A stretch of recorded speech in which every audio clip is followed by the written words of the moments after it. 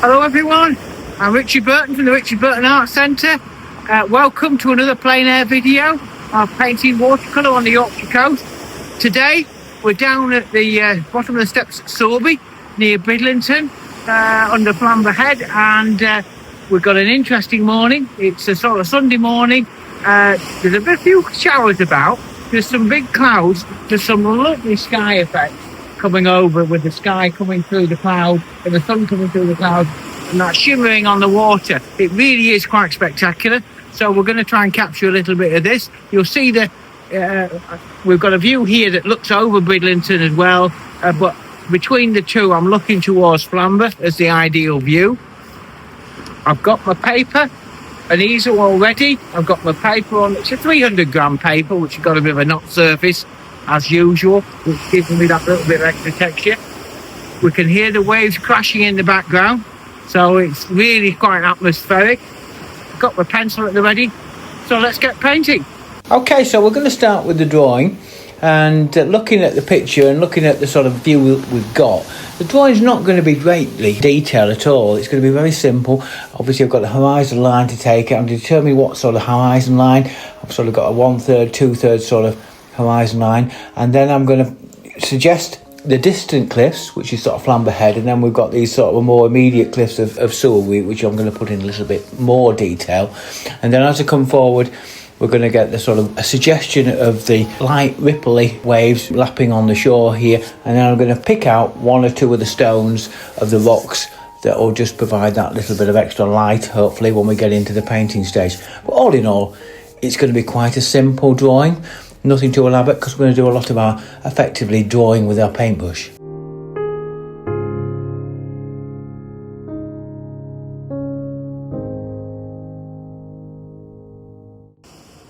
Right, we're just having to shelter now for a few minutes. It's just starting to rain, but you can still see the effect of the light on the water and that glistening on the rocks here as they've suddenly got wet with that little bit of rain. It really is quite a sort of magical look, and I'm going to try and capture that really feeling with the painting. But in the meantime, we'll have to just shelter for about 10 minutes while this shower passes.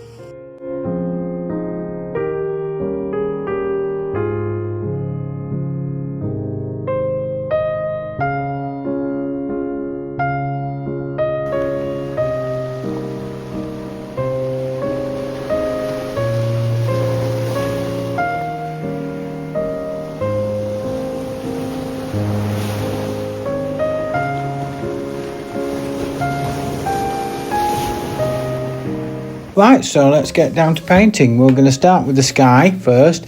As we can see, we're having to dodge some of the showers a bit today, so we're having to it's going to be evolving all the time. So I want to capture this sort of cloud, but I also want to capture the warmth behind with the sun and a little bit of blue in the distance as it penetrates through the cloud. So there's a mix there. I'm going to use yellow ochre with a sort of a grey wash to make the clouds, using sort of ultramarine blue, burnt umber and a bit of alizarin crimson, and then I'm going to use a little bit of Prussian blue breaking through the cloud and a little bit of alizarin crimson on the horizon, just to give that sense of sort of atmosphere.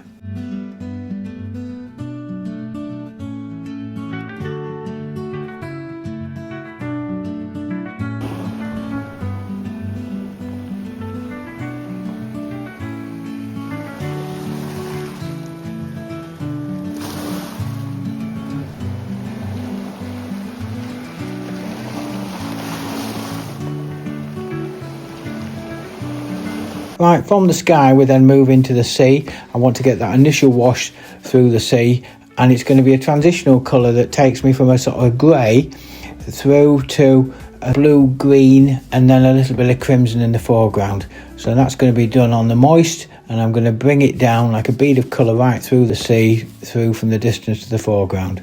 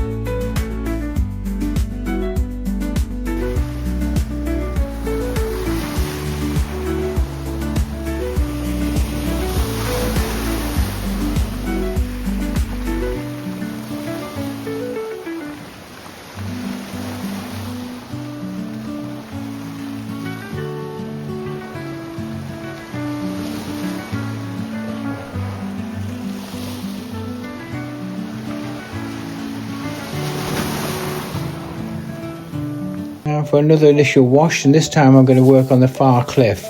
This is going to be a blue-grey, raw sienna, cobalt blue, touch of light red will do the trick, and I'm just going to loosely put that on to give that feeling of distant and diffused colour.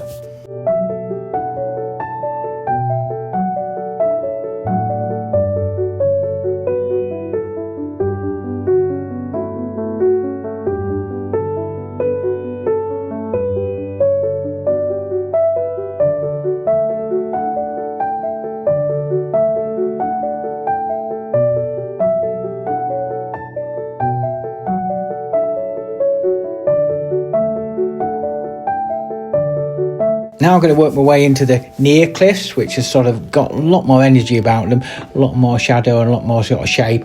And I'm going to use the initial wash. I'm going to use greys. I'm going to 3 colour greys: ultramarine blue, burnt umber, alizarin crimson, probably a bit of burnt sienna in there, and work my greys for the cliffs. And I'm going to get that sort of clay colour as well, which is going to be alizarin crimson and yellow ochre, and then I put all that in, and that hopefully give my initial feel for the cliffs, the foreground cliffs, and it should differentiate them from the distant cliffs.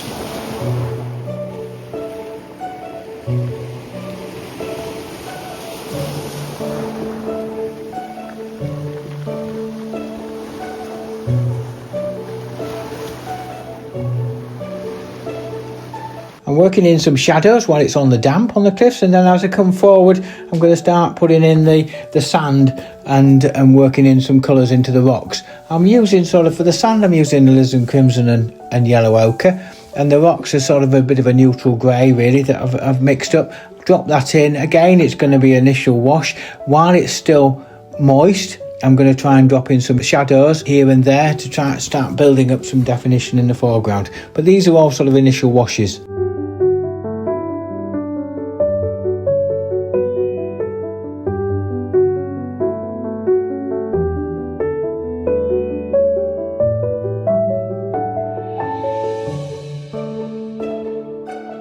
Now we're sort of looking at the sort of second washes into the cliffs, into the foreground cliffs particularly, and the foreground rocks. And this is all about sort of developing shadow, tone and a bit of definition. And hopefully that will then sort of start show a little bit of differential between the foreground and the distance. And that helps the colour perspective, and it also gives that little bit of a definition to the picture.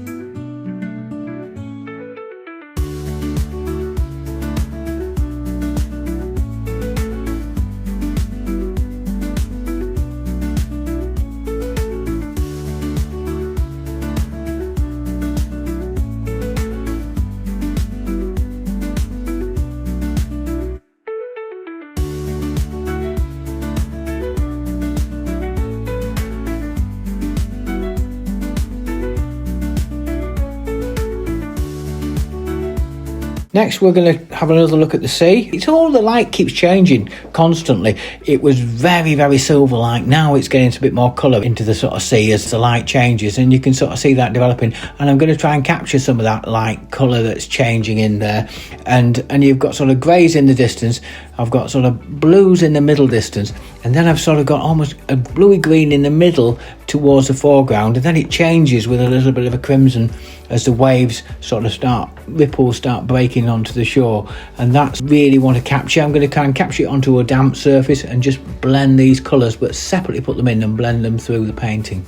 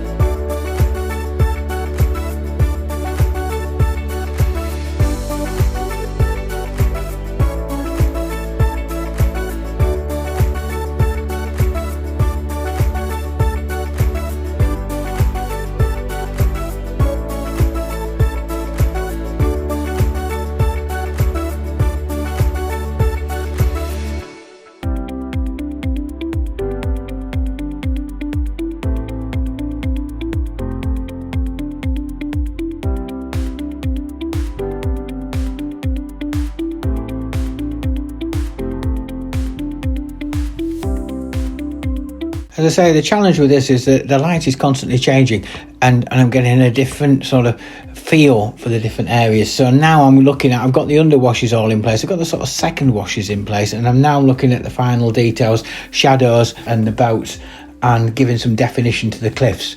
And that really is going to be done with a smaller brush, and I want to sort of carefully work my way through this stage.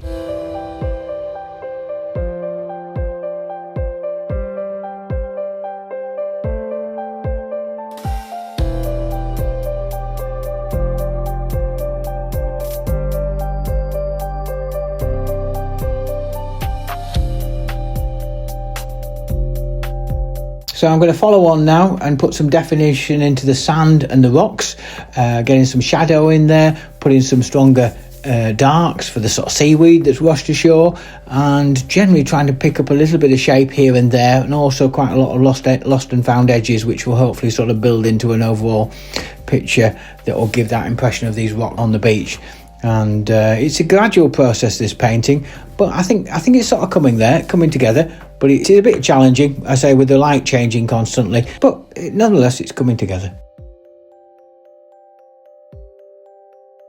Now it's a case of standing back and just getting a feel for this picture, and I can see that the light has changed and we've got a lot more definition, a lot more sort of range of colour in the sea, and so I'm going to put a final glaze into the sea to try and pick out those ranges of colour. I want to do it again onto a moist surface so that ensure that these colours are not too many hard edges, but despite that still have that element of control in the washes, and I don't want to turn them into mud.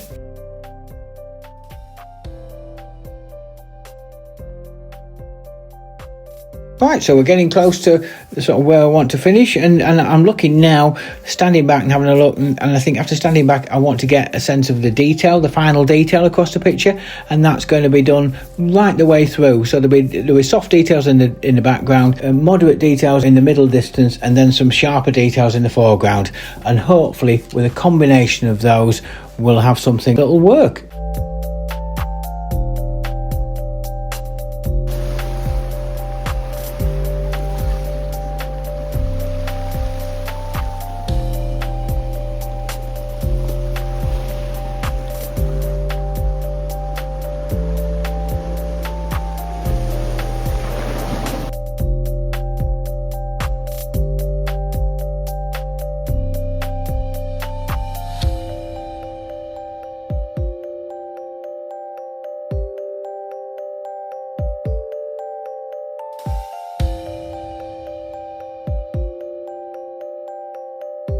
Okay, so there we are.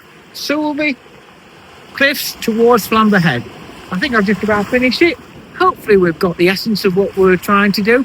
Been a few showers today, so it's been a bit in and out of the light, and obviously a little bit more logistics behind that. But I'm quite happy with the painting. We've got the shimmering water, we've got the sky, we've got the cliffs, and hopefully you get a really good feel for the area and the wonderful location it is. So if you like that, please like and subscribe. Once again, that gets us picked up by algorithms. And all I've got to say now is enjoy and keep painting.